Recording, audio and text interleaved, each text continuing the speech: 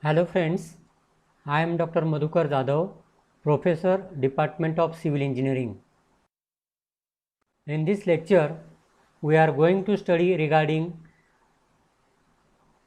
treatment of sludge, then primary and secondary sludge, then digestion or stabilization of the sludge, and anaerobic digestion of the sludge. So, we are going to study these different one by one. So, first, sludge from the treatment of wastewater. As we know, we have seen the different treatment techniques for the treatment of wastewater, and through different units, whatever the settled solids are there, that is nothing but the sludge. So, the conventional biological wastewater treatment plants, although efficient in removing organic material, but they generate large amount of sludge. These sewage sludge refers to the residual semi-solid materials that is produced as a settled byproducts during sewage treatment of maybe industrial or municipal wastewater. Quantity of sludge generated may depends upon the degree of treatment which is given to the sewage or maybe to the industrial wastewater. Sludge handling may account for as high as 50% of the total cost of sewage treatment plant in the conventional activated sludge plant, and hence there is need to properly treat the sludge so that handling cost can be reduced. Next one, wastewater sludge generation. Sludge is may be classified as primary generated sludge from primary and secondary generated sludge from the secondary treatment, and these sludge are classified as primary sludge and the secondary sludge, or it is also called as waste activated sludge. While tertiary treatment steps may also contribute the sludge depending upon the technology used for the tertiary treatment of wastewater. Now, if we see the flow sheet, as we know, in treatment of wastewater, we are passing the wastewater through different treatment units, and from these units the sludge is produced. For example, preliminary treatment, here screen grit is there also some quantity of sludge is produced. Then primary clarifier, the primary sludge will be produced. Then secondary clarifier, secondary sludge or waste activated sludge is produced. Certain quantity is recirculated, but the huge quantity we have to waste, and whatever this sludge is there, we have to dispose it properly after giving treatment to this sludge. Next, primary and secondary sludge.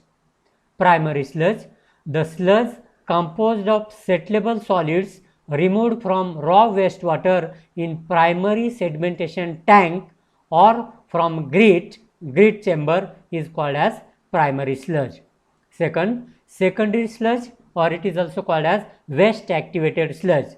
The sludge produced by biological treatment techniques may be in activated sludge plant or in trickling filter is called as secondary sludge. This sludge is generated in the range of 70 to 100 kg per million liters of activated sludge, while 60 to 100 kg per million liters of wastewater treated in case of trickling filter. Mainly consist of biomass. This sludge mainly consists of biomass grown on organic substances and extracellular polymetric substances expelled by the bacteria. Next slide. Sludge digestion or stabilization. As there is a huge quantity of sludge is generated from different units of the treatment, there is necessity to stabilize the sludge, or we can say digest the sludge properly to reduce the quantity of sludge.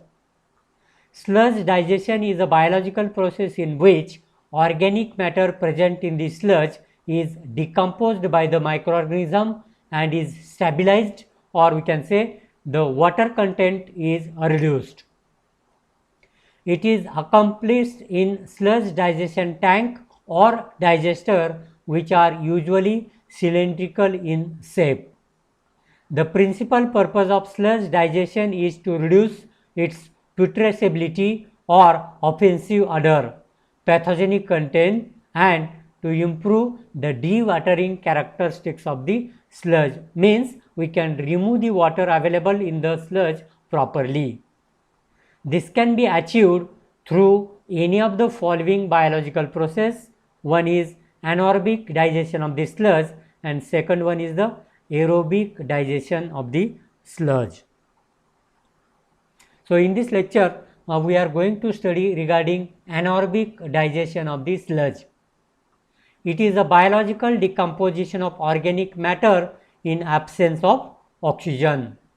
Anaerobic digestion consists of two distinct stages which of simultaneously occurring in digesting the sludge. The first stage, known as acid fermentation, consists of hydrolysis and liquefaction of high molecular weight organic compounds and conversion of these to the organic acid by acid forming bacteria.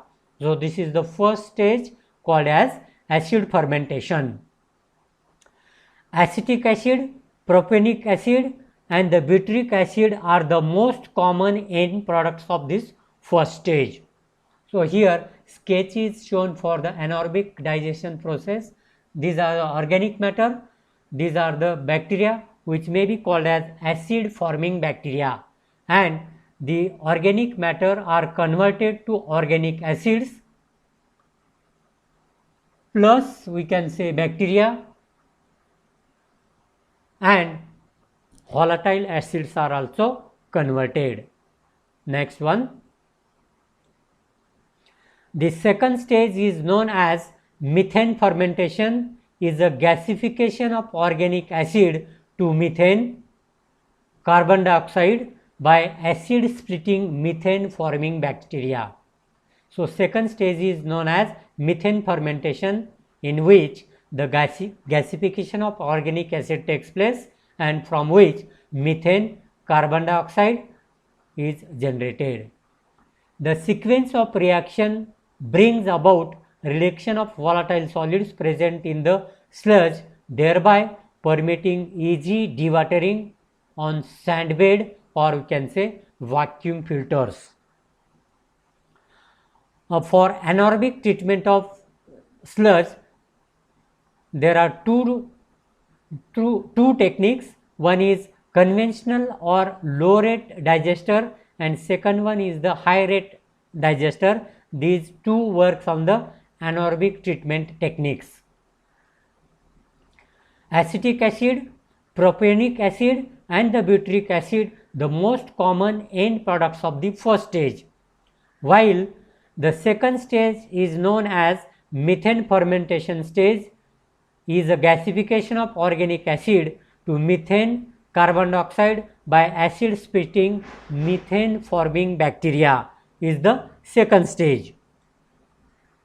The sequence of reaction brings about reduction of volatile solids present in the sludge, thereby permitting easy dewatering on sand bed or vacuum filter.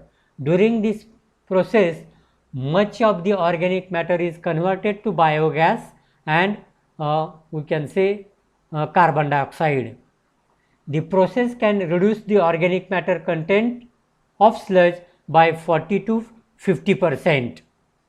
The process can either be thermophilic digestion, in which sludge is fermented in tank at a temperature of 55 degrees centigrade by thermophilic bacteria, or the process may be mesophilic at a temperature of around 36 degrees centigrade by mesophilic bacteria. Next one, the different stages which are taking place in case of anaerobic digestion are, first one is the hydrolysis and acidogenesis, in which carbohydrates are converted into simple sugar to alcohols, aldehydes, and then short chain organic acids. Then proteins are converted to amino acids and short chain organic acids and plus NH3, and fats and oils are converted to short chain organic acids. So short chain organic acids are produced in case of hydrolysis and acidogenous stage.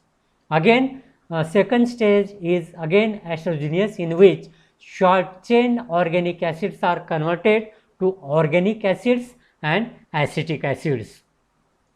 And the next stage is methogenesis, in which acetic acid is converted to methane plus carbon dioxide plus other gases, may be H2S, H2 and N2. And the overall reaction is organic acids are converted to CO2 plus CH4 plus new cells plus energy plus other byproduct gases, may be H2S, H2 and N2. So generally the biogas chamber is somewhat like this. From the bottom the wastewater is applied, and here the digestion of organic matter present in the sludge takes place, and the gas is collected over here and it is taken out like this, and whatever the treated sludge and water is there, it is taken out through this outlet. Now this is the figure in which anaerobic digestion takes place. So from here the thickened sludge is coming to the digesting sludge zone, and whatever the supernatant layer is there, it is this supernatant layer, and whatever the floating material may be in the scum, oil and grease, they are taken place over here. So here the digestion of thick sludge takes place, and by the digestion whatever the reactions are taking place, that reactions are takes place, and the different gases which are coming like this, and they are stored over here, and total gases are taken out through this outlet, and then the separation of methane and other gases is done, and whatever the supernatant is there, it is taken out, and again it is sent to the secondary treatment, and whatever the digested sludge is there, as it is heavy, it get settled at the bottom, and periodically it is taken out like this. So this is also one of the another chamber for the anaerobic digestion process. Sometimes stirring or mixing is also required, and the wastewater is applied like this. Okay, so this is all about anaerobic digestion of sludge. So this is sufficient in this lecture. Thank you.